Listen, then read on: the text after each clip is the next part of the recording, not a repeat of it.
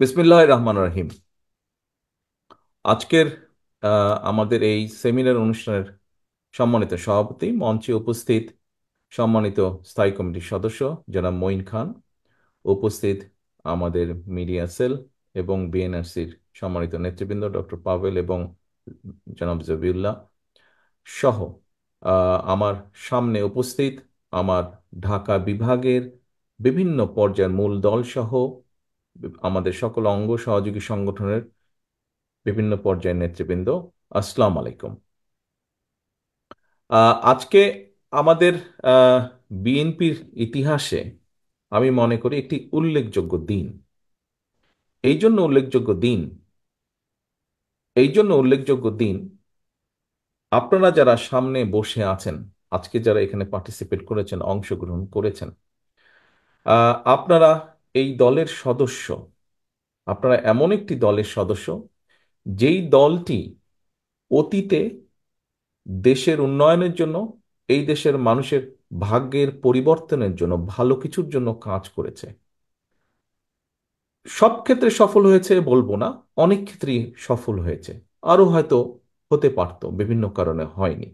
আমরা অনেক কিছু করেছি, সবকিছু করতে পেরেছি তা না, হয়তো আরো কিছু করতে পারতাম আমরা, তবে করাটা শেষ হয়ে যায়নি।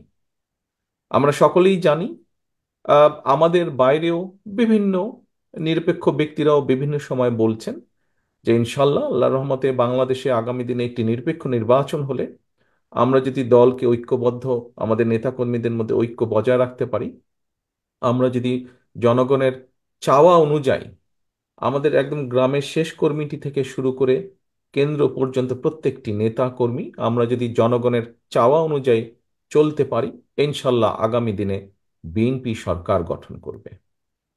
এবং বিএনপি কথাটা কি বলেছি এটা আপনাদেরকে বুঝতে হবে।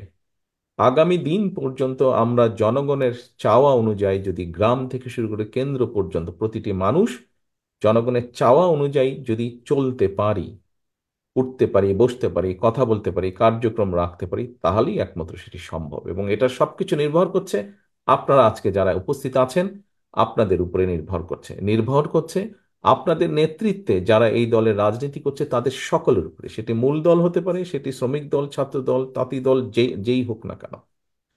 এখন নেতৃবৃন্দ, আজকে আপনারা এখানে আলোচনা করেছেন, আপনাদের ভিতর থেকে কিছু জিজ্ঞাসা ছিল সেগুলো জিজ্ঞাসা করেছেন। মঞ্চে উপস্থিত নেতৃবৃন্দ যারা আছেন, তারা এখানে উপস্থাপন করেছেন আমাদের এই 31 দফা। এই 31 দফাটি হচ্ছে অতীতে যেভাবে আমরা 19 দফার আলোকে দেশকে পরিচালনা করেছি, সাথে আরো নতুন কিছু অ্যাড হয়েছে, ঠিক এইভাবেই 31 দফা আমরা দিয়েছি ভবিষ্যতে কিভাবে দেশ ইনশাল্লাহ আমরা পরিচালনা করতে চাই। তবে এখানে একটি বিষয় আছে। এই 31 দফাটি ছিল প্রথমে 27 দফা। পরবর্তীতে বিগত স্বৈরাচার বিরোধী আন্দোলনে আমাদের সাথে যে সকল দলগুলো যুগপৎ আন্দোলনে শরিক ছিলেন, তাদের সকলের মতামতের ভিত্তিতে 31 দফা গঠিত হয়েছে। অর্থাৎ এটি শুধু বিএনপি না, গণতন্ত্রের গণতন্ত্রে বিশ্বাসী বাংলাদেশের যতগুলো দল আছে তাদের সকলের সম্মিলিত দেশ জাতি নিয়ে সম্মিলিত চিন্তার ফসলই হচ্ছে এই 31 দফা। এখন প্রিয় নেতৃবৃন্দ, প্রিয় সহকর্মী বৃন্দ, এই যে আমাদের 31 দফা, এই 31 দফাটি আমাদেরকে কবে আমরা দিয়েছি? আপনারা নিশ্চয়ই ইদানিং খেয়াল করছেন, আমরা পত্রপত্রিকা সহ বিভিন্ন মাধ্যমে দেখছি অনেকে অনেক সংস্কারের কথা বলছে। বিভিন্ন এই করতে হবে, এই করতে হবে, সেই করতে হবে, অনেক কিছু বলছে। আহ আমাদের বিএনপির পক্ষ থেকে দেশ জাতি নিয়ে চিন্তা, আমরা 2 বছর আগে যখন কেউ এই নিয়ে চিন্তাও করেন, দেশের এই বিষয়গুলো নিয়ে চিন্তা করেনি, সেই সময় আপনাদের দল বাংলাদেশ জাতীয়তাবাদী দল 27 দফা প্রস্তাবনা দিয়েছিল জাতির সামনে।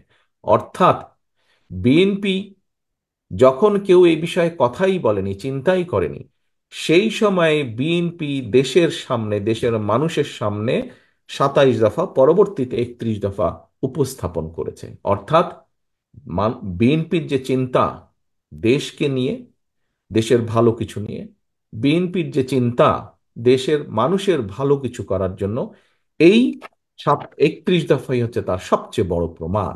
কারণ অনেক আগে আমরা দিয়েছি। এখন হয়তো অনেকেই অনেক কিছু বলতে পারেন, অবশ্যই যারা যেটি বলবেন, আমাদের এখানে নিচে লেখাই আছে 31 দফার মধ্যে যে, এবং আমরা বারবার বলেওছি যে 31 দফা যে শুধু 31 দফায় থাকবে, এটি যে চেঞ্জ হবে না তা না। এর ভিতরে যদি ভালো কোনো বিষয়, যদি ভালো কোনো প্রস্তাবনা আসে, অবশ্যই আমরা সেটি গ্রহণ করব। অবশ্যই সেটির আলোকে, সেটি সকলের কাছে গ্রহণযোগ্য হলে, সেটির আলোকে আমরা যদি রাষ্ট্র পরিচালনার দায়িত্বে থাকি, সেটির আলোকে অবশ্যই আমরা দেশের পলিসি গ্রহণ করব। এটি প্রস্তাব সকলের কাছে, সকল মানুষের কাছে। কেউ যদি ভালো কিছু দেন, অবশ্যই আমরা তা গ্রহণ করব। এখন প্রিয় সহকর্মীবৃন্দ, এখানে আমি জয়েন করার পরে আপনাদের সাথে এখান থেকে প্রশ্ন এসছে যে আমরা এই 31 দফা নিয়ে কতদূর কিভাবে যাব। আমার মনে হয় আপনারা এখানে আজকে যারা উপস্থিত আছেন, আপনারা সকলে পোড় খাওয়া নেতৃবৃন্দ।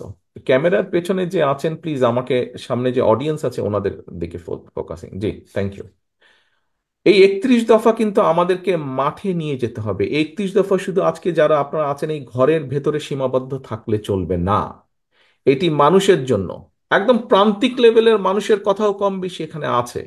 কাজে এই কথাগুলো প্রান্তিক লেভেলে নিয়ে যেতে হবে। এবং কে নিয়ে যাবে? হ্যাঁ, আজকে আমরা এখানে আলোচনা করেছি, আমি মিডিয়ার ভাইদেরকে দেখতে পাচ্ছি, নিশ্চয়ই ওনারা কিছু কভার করবেন। ওনারা ওনাদের মতন করে জানাবেন যে আমরা কি আলোচনা করেছি, কি উপস্থাপন করেছি। কিন্তু দায়িত্বটা তো আপনাদের প্রত্যেকের। দায়িত্বটা আপনাদের প্রত্যেকের। এখানে সভাপতি সাহেব একটু আগে বলেছেন, ওনাদের সাথে আমার এর 2 দিন আগে বৈঠক হয়েছে, কথা হয়েছে, আমরা কর্মসূচি গ্রহণ করেছি, নিশ্চয়ই আপনাদেরকে জানিয়েছেন অথবা জানাবেন। এটি আজকে বিভাগীয় নেতৃবৃন্দের সাথে করেছি আমরা, জেলার নেতৃবৃন্দের সাথে করেছি আমরা, উপজেলারও থানারও নেতৃবৃন্দ এখানে আছেন। কিন্তু আপনাদেরকে আপনারা 5 জন এসছেন এখানে, 3 জন 4 জন বা 5 জন আপনারা এসছেন, কিন্তু আমাদের তো আরো শত শত হাজার হাজার নেতাকর্মী রয়ে গিয়েছে। তাদেরকে জানাতে হবে, কারণ তাদেরকে যদি আমরা না জানাতে পারি, তাহলে লক্ষ কোটি মানুষকে আমরা জানাতে পারবো না। এক কথায় যদি বলতে হয়, আপনারা, এক কথায় যদি বলতে হয় মানুষের সামনে কিভাবে নিয়ে যাবেন, মানুষের কাছে এটিকে কিভাবে আপনারা নিয়ে যাবেন, তাহলে বলতে হবে আমরা জনসভা করে মানুষকে এটি বলবো না, বরং আমরা ছোট ছোট ছোট ছোট উঠান বৈঠক করব।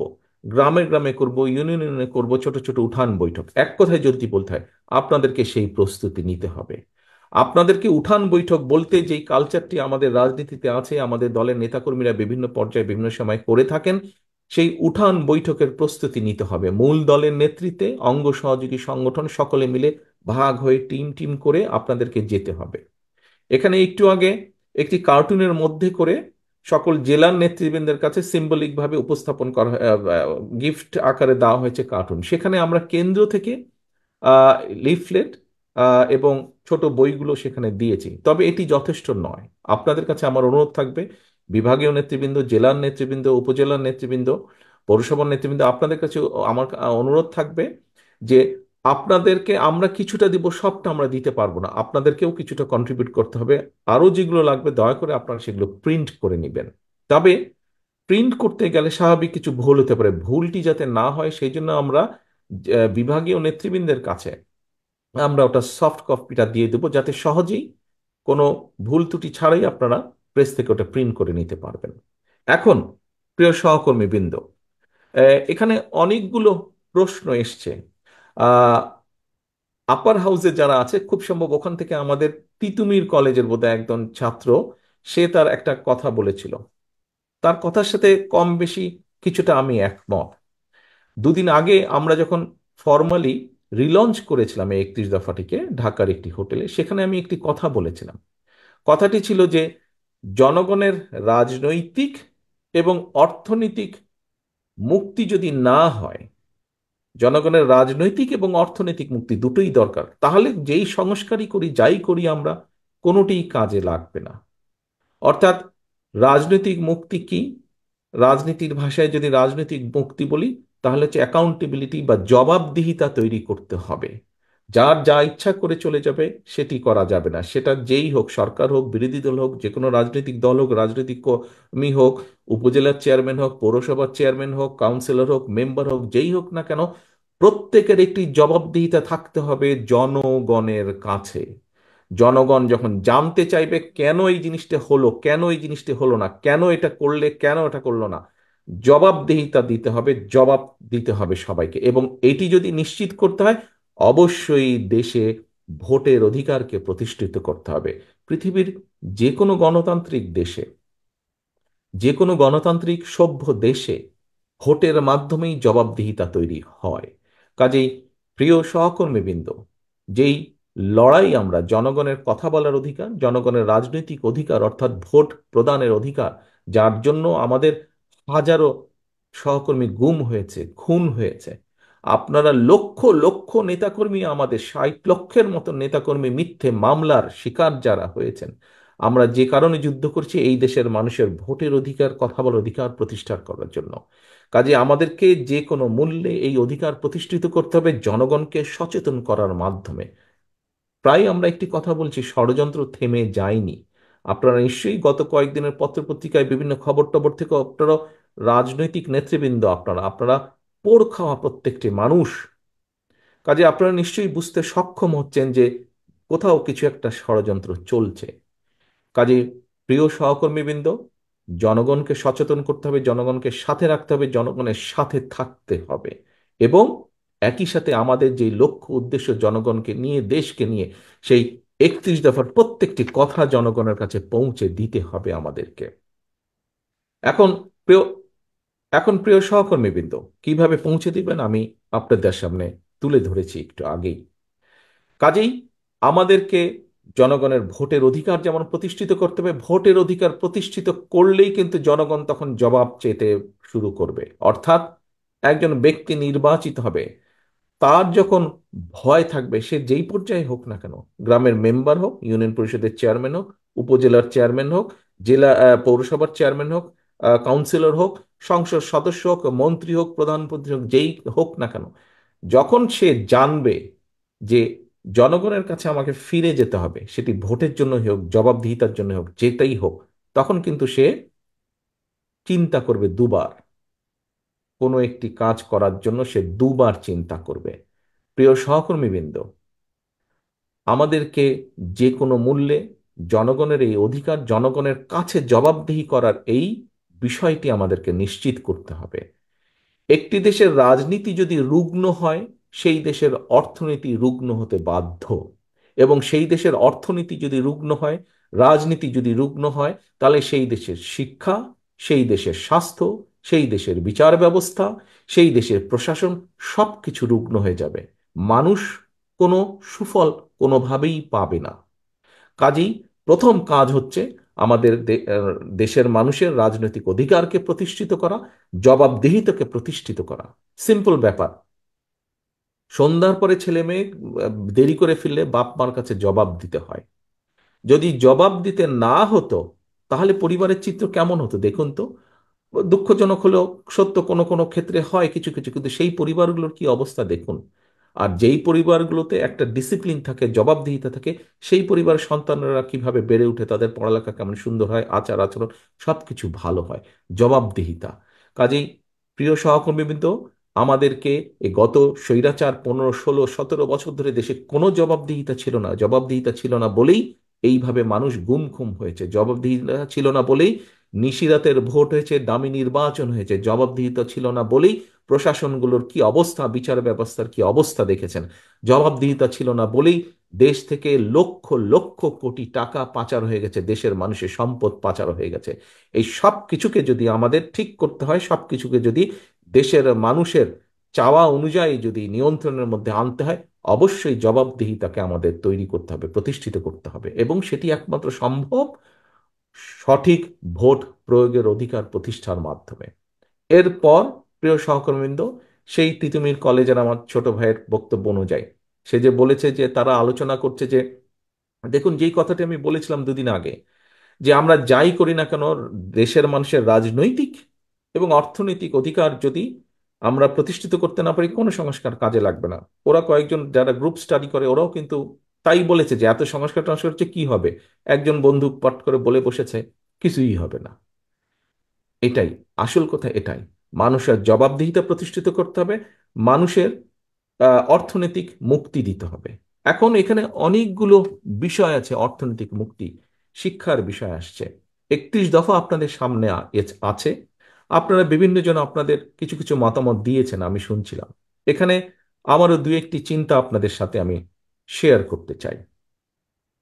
আহ প্রিয় সহকর্মীবৃন্দ, ভোটের বিষয়টি বা রাজনৈতিক অধিকারের বিষয়টি যেভাবে বলেছি, আমি মনে করি আমাদের দেশকে যদি আমরা যেমন চিন্তা করি, কল্পনা করি, আশা করি, আকাঙ্ক্ষা সেরকম যদি পরিবর্তন করতে হয়, আমি মনে করি যে আমার ব্যক্তিগত চিন্তা, আমি মনে করি যে আমাদের প্রথম এখানে একটি প্রশ্ন হচ্ছে যে শিক্ষাক্ষেত্রে 5% কেন হবে, তা বেশি হবে না কেন?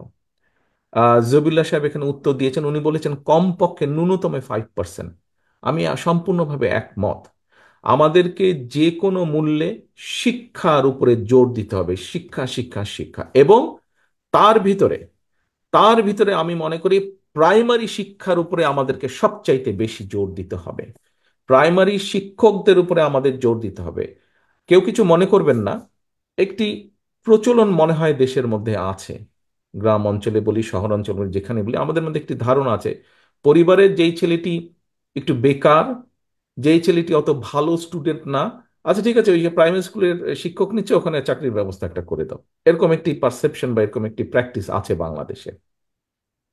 প্রিয় সহকর্মীবৃন্দ, আমি মনে করি প্রাইমারি স্কুলের শিক্ষকটি হওয়া উচিত ওই অঞ্চলের অন্যতম মেধাবী, যে তার হওয়া উচিত প্রাইমারি স্কুলের শিক্ষক। কারণ আজকে যদি প্রাইমারি স্কুলের শিক্ষক একজন মেধাবী ছাত্র বা ছাত্রী হয়ে থাকেন, অর্থাৎ ব্যক্তি হয়ে থাকেন প্রাইমারি স্কুলের শিক্ষক, তাহলে আগামী দিনের যে ভবিষ্যৎ আমাদের সন্তানেরা শুধু পুঁথিগত বিদ্যা না, পুঁথিগত বিদ্যার পাশাপাশি অর্থাৎ একাডেমিক এডুকেশনের পাশেও মৌলিক মূল্যবোধ যে এই বিষয়টিকে নিয়ে আসতে হবে, এই বিষয়টিকে আমাদের ছোট ছোট শিশুদের মধ্যে দিতে হবে, মৌলিক মূল্যবোধ। অনেক ক্ষেত্রেই সমাজের মধ্যে মৌলিক মূল্যবোধের অবক্ষয় ঘটেছে। কাজে আমরা যেই দুর্নীতির কথা বলছি, এই দুর্নীতিকে যদি নির্মূল করতে হয়, এই দুর্নীতিকে যদি কমিয়ে নিয়ে আসতে হয়, দুদুক টুদুক যেগুলো আছে সেগুলো তাদের মতন কাজ করবে, কিন্তু দুর্নীতিকে যদি অ্যাকচুয়ালি যে দুর্নীতি খারাপ, দুর্নীতি থেকে দূরে থাকা উচিত, এইটি যদি করতে হয় সমাজে, তাহলে অবশ্যই সেই প্রাইমারি স্কুল থেকে শুরু করা উচিত। প্রাইমারি শিক্ষকদের উপরে ইনভেস্ট করা উচিত। এই ক্ষেত্রে বাজেট এর বরাদ্দ শুধু স্কুল তৈরি করলে হবে না, ওই বিল্ডিং তৈরি করলে হবে না, ইনফ্রাস্ট্রাকচারে না, প্রাইমারি শিক্ষকদের কোয়ালিটি ইমপ্রুভ করার জন্য, তাদেরকে সেই কমফোর্টটা দেওয়ার জন্য। কারণ তাকে যদি চিন্তার মধ্যে থাকতে হয় যে কোনো রকমে ক্লাসটা শেষ করে তাড়াতাড়ি তার ছোট দোকানটাতে গিয়ে বসবে, কারণ না হলে সংসার চলবে না, অথবা খেতে গিয়ে কাজ করতে হবে, তাহলে হবে না। কাজে তাকে আমার সেই কমফোর্টটা দিতে হবে যাতে সে তার ক্লাস শেষ হয়ে যাওয়ার পরে, আমরা শুনতাম যখন ছোটবেলায় ছিলাম তখন নানা নানা দাদের কাছে গল্প শুনতাম যে ওনারা যখন ছোট ছিলেন, শিক্ষকরা শিক্ষকরা তখন তখন তো গ্রামের সংখ্যা বেশি, শিক্ষকরা বলে সন্ধ্যার পরে বা বিকেলের পরে বলে ভালো ছাত্র যারা তাদের বাসায় যেতেন শিক্ষকরা, এবং গিয়ে গিয়ে খোঁজ করতেন ছেলেটা পড়ছে কিনা, কোনো সমস্যা হচ্ছে কিনা। প্রিয় সহকর্মীবৃন্দ, জানি না সেরকম করা সম্ভব হবে কিনা একদিন বাংলাদেশে, যে প্রাইমারি শিক্ষকরা স্কুলের পরেও গিয়ে ভালো স্টুডেন্ট বা কম বেশি সব স্টুডেন্টের ব্যক্তিগতভাবে খোঁজ খবর করবেন। যদি সেটিকে নিশ্চিত করতে হয়, এরকম একটি পরিবেশ যদি তৈরি করতে হয়, এটি আমার সম্পূর্ণ চিন্তা আপনাদের সাথে শেয়ার করলাম। যে শিক্ষা আমাদেরকে, প্রাইমারি শিক্ষা, পরের যে শিক্ষাগুলো আছে সেগুলোকে অবশ্যই আমরা ডেভেলপ করব, কিন্তু আমাদেরকে অবশ্যই প্রাইমারির উপরে জোর দিতে হবে। প্রাইমারি শিক্ষা, শিক্ষক, স্টুডেন্ট সবকিছুর উপর জোর দিতে হবে। তাদের শিক্ষার কোয়ালিটি, তাদের কমফোর্ট দিতে হবে শিক্ষকদেরকে, যে তাকে যেন চিন্তা করতে না হয় যে তার এই ক্লাসটি শেষ করে দৌড় দিয়ে গিয়ে দোকানে বসতে হবে অথবা খেতে যেতে হবে, কাজ করতে। এই বিষয় থেকে সরিয়ে নিয়ে এসে সম্পূর্ণভাবে যাতে সে মনোনিবেশ করতে পারে শিক্ষার উপরে, তার ছাত্রছাত্রীদের পিছনে। এটি গেল একটি, খুব সংক্ষেপে আপনাদের সামনে তুলে ধরলাম। আরেকটি আমি মনে করি, ব্যক্তিগতভাবে আমি বিশ্বাস করি, যে যদি একটি হেলদি নেশন না থাকে, তাহলে আমাদের জন্য সামনে এগোনো কষ্টকর, কঠিন হবে। সেজন্যই আমি মনে করি শিক্ষার পাশাপাশি আমাদেরকে দেশের জনগণের স্বাস্থ্যের প্রতি নজর দিতে হবে, যে কোনো মূল্যে যেভাবে স্বাস্থ্যের উপরে নজর দিতে হবে। প্রিয় সহকর্মীবৃন্দ, আমরা আমাদের 31 দফার মধ্যে বলেছি যে যুক্তরাজ্যের এনএইচএস এর আদলে আমরা স্বাস্থ্য ব্যবস্থাকে সাজাতে চাই। ইয়েস, আমরা চাই দেশের মানুষকে, সকল পর্যায়ের মানুষকে, বিশেষ করে প্রান্তিক পর্যায়ের মানুষকে স্বাস্থ্য সুবিধা পৌঁছে দিতে। তবে আমাদেরকে এই বাস্তবতাও বিবেচনা করতে হবে, যুক্তরাজ্যের মতন একটি দেশও কিন্তু এনএইচএস কে চালাতে গিয়ে প্রায় হিমশিম খায়, এখানে খবরের পত্রিকায় যা আসে। আমাদের দেশের এখানে জনসংখ্যা হচ্ছে 7 কোটি। আমাদের জনসংখ্যা আমার কাছে মনে হয় কোনোভাবেই 20 কোটির কম নয় এই মুহূর্তে। 20 কোটি জনসংখ্যার একটি দেশে প্রত্যেকের দোরগোড়ায় স্বাস্থ্যসেবা পৌঁছে দিতে হলে বিশাল বাজেটের প্রয়োজন। আমরা যদি দুর্নীতিকে একটি কমিয়ে নিয়ে আসতে পারি, দুর্নীতিকে যদি আমরা নিয়ন্ত্রণ করতে পারি, সেক্ষেত্রে আমরা অনেক অর্থের সাশ্রয় করতে পারবো, যেগুলো আমরা শিক্ষা, যেগুলো আমরা স্বাস্থ্যের পিছনে ব্যয় করব। তারপরেও একটি বিশাল এটি সেক্টর। এখানে আমি মনে করি এই ইউরোপের অনেকগুলো দেশ, যেই দেশগুলো ধনী, যেই দেশগুলো উন্নত, তারা নতুন একটা মেথডে যাচ্ছে। এখানে ডক্টর পাভেল সাহেব আছেন, উনি প্রায় আসেন এখানে পড়াতে, পরীক্ষা নিতে আসেন উনি ম্যানচেস্টারে। উনিও জানেন ব্যাপারটা ওয়াকিফল, আরো অনেকেই জানেন কম বেশি। এরা প্রিভেনশনের উপরে দিচ্ছে, অর্থাৎ মানুষকে সচেতন করা যে তুমি এইভাবে খেলে, এইভাবে চললে অসুস্থ হবে না তুমি। এখানে বেশ কিছু মুরব্বী নেতৃবৃন্দ আছেন, আপনাদের নিশ্চয়ই খেয়াল আছে, শহীদ জিয়ার সময় পল্লী চিকিৎসক ছিল। পল্লী চিকিৎসকরা গ্রামে গিয়ে গিয়ে গিয়ে মানুষকে সচেতন করতে সাহায্য করতে, সহযোগিতা করত। প্রিয় সহকর্মীবৃন্দ, আমাদেরকে জোর দিতে হবে, আমি মনে করি আমাদেরকে শহীদ জিয়ার সেই প্রকল্পটি হয়তোবা আবারও চালু করতে হবে। পল্লী চিকিৎসক প্রত্যেকটি গ্রামের জন্য আমাদেরকে পল্লী চিকিৎসক চালু করতে হবে এই প্রকল্পটি, যাতে আমরা মানুষকে, তাদেরকে যেরকম আমরা ট্রেনিং দিব, ট্রেনিং দিয়ে মানুষের দোরগোড়ায় পাঠাবো, পরিবারগুলো দোরগোড়ায় পাঠাবো যে এভাবে পানি ফুটিয়ে খেতে হবে, এভাবে খেতে হবে, এভাবে চলতে হবে, তাহলে এই চিকিৎসা, এই অসুখ থেকে আমরা নিজেদেরকে দূরে রাখতে পারবো। তাহলে আমরা দেশের মানুষের স্বাস্থ্য অনেকাংশে নিশ্চিত করতে সক্ষম হব। অর্থাৎ আমি যদি মানুষকে অসুস্থ হওয়া থেকে দূরে রাখতে পারি, তাহলেও কিন্তু আমরা যে এনএইচএস এর কথা বলছি সেখানে চাপ অনেক কমে আসবে, এবং আমরা কেউ যদি অসুস্থ হয় তখন তাকে আমরা বেটার ভাবে চিকিৎসা দিতে পারবো। প্রিয় সহকর্মীবৃন্দ, এখানে অনেকগুলো বিষয় আছে। বেকারদের কর্মসংস্থানের একটি কথা এসছে, যেটি খুবই গুরুত্বপূর্ণ। এই মুহূর্তে 1 কোটির উপরে শিক্ষিত বলেন, অল্প শিক্ষিত, অর্ধশিক্ষিত মানুষ আছে যারা বেকার। আমরা আমাদের 31 দফার মধ্যে একটি কথা উল্লেখ করেছি যে শিক্ষিত বেকার যারা আছে তাদেরকে আমরা 1 বছর পর্যন্ত একটি কমফোর্ট দিব, 1 বছর পর্যন্ত একটি ভাতার ব্যবস্থা করব, অথবা তার তার কর্মসংস্থান হবে। 1 বছরের মধ্যে আমরা এটি করব। বাট একটি প্রশ্ন এসে, যারা শিক্ষিত না বা অর্ধ বা অল্প শিক্ষিত, এখানে আমরা অনেকগুলো পরিকল্পনা আমাদের মাথায় আছে। বিশ্ব পরিবর্তনশীল। প্রিয় সহকর্মীবৃন্দ, আমাদের প্রায় 1 কোটির উপরে দেশের মানুষ প্রবাসে আছেন, যারা বিভিন্ন জায়গায় কাজ করছেন। অধিকাংশ মধ্যপ্রাচ্যে আছেন। এর মধ্যে আমাদের স্কিল্ড মানুষের সংখ্যা কম, অর্থাৎ স্কিল ওয়ার্কার বলতে যা বোঝে কম, অধিকাংশই আনস্কিল্ড। আমাদের প্রায় 20 কোটি মানুষ বলেছি আমি। সহকর্মীবৃন্দ, আহ, আমি ব্যক্তিগতভাবে মনে করি, এবং আমাদের এখানেও আছে, আমরা ভোকেশনাল ডিপ্লোমা, এই জিনিসগুলোর যদি উপরে আমরা জোর দিতে পারি। যেমন উদাহরণস্বরূপ আপনাদেরকে আমি একটি উদাহরণ দিয়ে বোঝাতে চাইছি। ঢাকা শহরে যদি আমাদের প্রায় 5 লক্ষের মতন রিক্সা চালক থাকে, আমরা যদি এই রিক্সা চালক যারা আছেন এনাদেরকে যদি আমরা একটি রেজিস্ট্রির মধ্যে নিয়ে আসতে পারি, লিস্টের মধ্যে নিয়ে আসতে পারি, তারপরে আমরা, আমাদের একটি চিন্তার মধ্যে আছে যে পৃথিবীর বিভিন্ন দেশে যেখানে মানুষ যায়, আমরা আমাদের এম্বাসিগুলোকে দায়িত্ব দিব যে তারা একটা অ্যাসেস করবে, তারা একটা রিপোর্ট তৈরি করবে যে পৃথিবীর কোন কোন দেশে কি কি ধরনের শ্রমিক যেতে পারে আগামী 5 বছর বা 7 বছর, কোন কোন শ্রমিকের সম্ভাবনা আছে, কোন কোন সেক্টরে শ্রমিকের সম্ভাবনা আছে, স্কিল সেমি স্কিল এভাবে ভাগ করে। এবং সেই রিপোর্টের উপরে বেস করে আমরা আমাদের শিক্ষিত, অল্প শিক্ষিত, অর্ধশিক্ষিত এই ধরনের মানুষকে ক্যাটাগরাইজ করে আমরা বিভিন্ন বিষয়ের উপরে ট্রেনিং দিব, ভাষা শিক্ষা সহ। ভাষা শিক্ষা সহ আমরা ট্রেনিং দেব, যাতে করে পরবর্তীতে এই মানুষগুলো খুব সহজেই বিভিন্ন দেশে কাজের সংস্থান করে নিতে সক্ষম হন। এরকম আরো বিষয় কিছুগুলো চিন্তা আছে। আপনারা সকাল থেকে এখানে আছেন, অনেকক্ষণ হয়ে গেছে, প্রায় 8-9 ঘন্টা হয়ে গেছে আপনারা এখানে আছেন, সেই জন্য আর লম্বা করবো না, মাগরিবের টাইম হয়ে গিয়েছে, পার হয়ে যাচ্ছে মাগরিবের টাইম। নেতৃবৃন্দ, বিষয় একটাই, আমরা দেশকে, দেশের মানুষকে সাথে নিয়ে আমরা দেশের জন্য ভালো কিছু করতে চাই। আমরা অতীতে করেছি, প্রথমেই যেই কথাটি বলেছি, বিএনপি এমন একটি দল যারা দেশ পরিচালনা করেছে, বিএনপি দল যারা দেশকে খাদ্যে স্বয়ংসম্পূর্ণ করেছে, বিএনপি এমন একটি দল যারা যখন দেশ পরিচালনা ছিল তারা তারা এই দেশকে শিল্পে পরিণত করেছে। আচ্ছা, বেকারদের কর্মসংস্থানের ব্যাপারে একটি আছে এখানে। আমাদের অনেক তরুণ এখন ফ্রিল্যান্সিং এর কাজ করছে, বিশেষ করে কম্পিউটারের মধ্যে বিভিন্ন সফটওয়্যার থেকে শুরু করে বিভিন্ন বিষয়ে কাজ করছেন। তাদের পেমেন্টের বিষয়ে একটি সমস্যা হয়, বিদেশ থেকে যে পেমেন্টগুলো তারা পান পেপালের ব্যাপারে সমস্যা হয়। আমরা যে কোনোভাবেই আমরা চেষ্টা করব এই পেপালের বিষয়টি সমস্যার সমাধান করতে। আমরা পেপালের অনুমোদনের বিষয়টি চেষ্টা করব। অবশ্যই এটি আমাদের এক অন্যতম একটি প্রায়োরিটি থাকবে যে পেপালের সমস্যার সমাধান করা। এবং আহ, আপনার সফটওয়্যারের ক্ষেত্রে বা বিভিন্ন এই কম্পিউটারের ক্ষেত্রে, এই কম্পিউটার সায়েন্সের ক্ষেত্রে বিভিন্ন ব্যাপারে কতগুলো আউটসোর্সিং এর বিষয় আছে। আমরা চেষ্টা করব সরকারের পক্ষ থেকে পলিসি গ্রহণ করতে যে আউটসোর্সিং এ যারা কাজ করেন এবং অধিক সংখ্যক মানুষ যাতে আউটসোর্সিং এ কাজ করতে পারেন, সেই ব্যাপারটিকে আমরা সরকারিভাবে এনকারেজ করার চেষ্টা করব।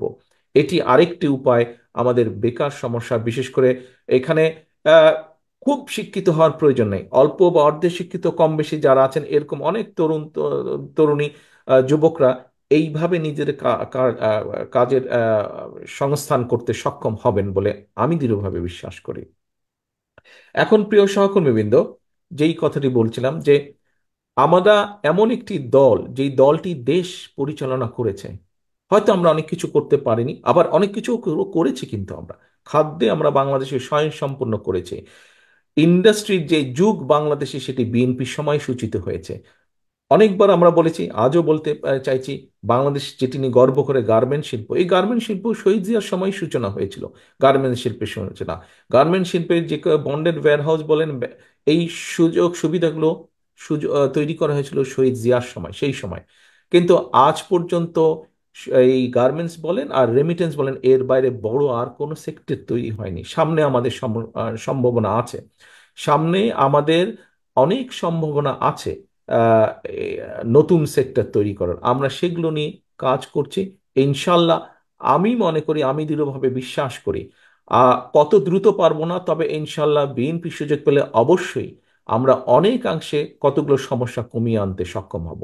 তবে বাস্তব বিবেচনায় আমাদেরকে অবশ্যই মাথায় এটি রাখতে হবে যে আমরা রাতারাতি সবকিছু করে ফেলতে পারবো না, আপনি আমি করতে পারবো না। দেশটি আমাদের সবার, আমাদের সকলকে মিলে কাজ করতে হবে। আমরা যদি প্রত্যেকের অবস্থান থেকে একটু একটু করে এগিয়ে আসি, আমরা যদি প্রত্যেকের অবস্থান থেকে একটু সহনশীল হই, আমরা যদি প্রত্যেকের অবস্থান থেকে একটু করে চেষ্টা করি, ইনশাল্লাহ আমরা ভালো কিছু করতে সক্ষম হব। প্রিয় সহকর্মীবৃন্দ, আজকে আমাদের একদম শুরুতে বলেছি একটি আমাদের গুরুত্বপূর্ণ দিন, বিএনপির ইতিহাসে উল্লেখযোগ্য দিন। আপনারা এখানে এসছেন, আজকে আপনারা যা শিখেছেন, আজকে আপনারা যা জেনেছেন, দেশ নিয়ে, দেশের মানুষকে নিয়ে যা আমরা করতে চাই, আপনাদের কাছে আমার অনুরোধ, এটি এই ঘরের মধ্যে রাখবেন না, এটিকে পথে প্রান্তরে প্রান্তিক মানুষের কাছ পর্যন্ত ছড়িয়ে দিতে হবে। আপনার অধীনে প্রত্যেকটি নেতা, প্রত্যেকটি কর্মীকে 31 দফার মাধ্যমে মানুষের কাছে পাঠিয়ে দিন, মানুষের কাছে বোঝান, মানুষকে বলুন যে মানুষকে নিয়ে আমরা এইভাবে দেশ গড়তে চাই। আমি দৃঢ়ভাবে বিশ্বাস করি যে আজকে আমাদের এই অনুষ্ঠানটি একটি অত্যন্ত সার্থক অনুষ্ঠান, এবং এইটি অনুষ্ঠানের মাধ্যমে আপনারা আজকে যা জেনে গেলেন, যা জানিয়ে দিয়ে গেলেন, আমরা জানলাম, যা আপনারা জেনে গেলেন, যে জেনে নিয়ে গেলেন, সেটি আপনারা পৌঁছে দিতে সক্ষম হবে। এভাবেই আমরা ইনশাল্লাহ দলকে গড়ে তুলব, এবং দলের সংগঠনের মাধ্যমে জনগণকে সচেতন করার মাধ্যমে আমরা ইনশাল্লাহ দেশকে গড়ে তুলব, দেশকে গড়ে তুলব। আপনাদের নিশ্চয়ই মনে আছে, স্বৈরাচারী হাসিনার সময় আমি একটি স্লোগান দিতাম, টেক ব্যাক বাংলাদেশ। প্রিয় সহকর্মীবৃন্দ, টেক ব্যাক বাংলাদেশের অর্থ হচ্ছে মানুষের রাজনৈতিক অধিকারকে ফিরিয়ে আনা, মানুষের অর্থনৈতিক অধিকারকে প্রতিষ্ঠিত করা শক্ত ভিত্তির উপরে। প্রিয় সহকর্মীবৃন্দ, সকলে ভালো থাকবেন, সকলে সুস্থ থাকবেন ইনশাআল্লাহ। পরিশেষে আপনাদের সকলের কাছে আমার একটি অনুরোধ, আপনাদের সহকর্মী হিসাবে আপনাদের কাছে এটি আমার অনুরোধ, আপনাদের নেতা হিসাবে আপনাদের প্রতি এটি আমার নির্দেশ। আজকের পর থেকে দয়া করে আমার নাম যখন কেউ বলবেন, কেউ দেশ নায়ক, রাষ্ট্রনায়ক, এই কথাগুলো দয়া করে কেউ ব্যবহার করবেন না আমার নামের সাথে। আমার নামের সাথে আজকের পর থেকে কেউ দেশনায়ক রাষ্ট্রনায়ক কথাটি ব্যবহার করবেন না। একজন সহকর্মী হিসাবে আপনাদের কাছে এটি আমার একান্ত অনুরোধ, আপনাদের নেতা হিসাবে এটি আমার আপনাদের প্রতি নির্দেশ। সকালে ভালো থাকবেন, সুস্থ থাকবেন। আল্লাহ হাফেজ। বাংলাদেশ জিন্দাবাদ, বাংলাদেশ জাতীয়তাবাদী দল জিন্দাবাদ।